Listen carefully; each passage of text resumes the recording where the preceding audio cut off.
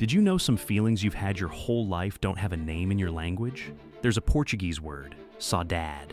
It means a deep longing for something you loved and lost, mixed with the quiet joy of having had it at all. English has no word for that. And here's what's strange. Research on language and thought suggests that without a word, your brain can't hold the feeling clearly. It stays blurry, unexamined. You feel it, but you can't think about it. Japanese has ame. It's the comfort of leaning on someone who you know won't reject you.